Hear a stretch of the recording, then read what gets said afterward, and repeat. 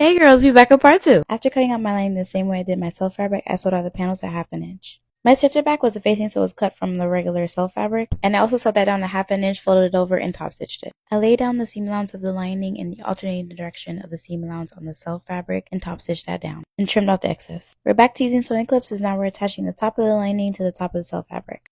This was my first time attaching waist tape, but I just cut a piece of ribbon the size of the corset waist and sewed it directly to the seam allowance of the lining. I was having some fit issues with this waist tape, and I'm attributing that to not using a thick enough fabric. The vinyl that I was using could have used a fusible interfacing. You really want stiffness when you're making corsets, so this fabric was way too thin and malleable. Anyway, I went ahead and sewed the bottom of the corset together, right sides touching at 1/4 inch because those curves are a little tight.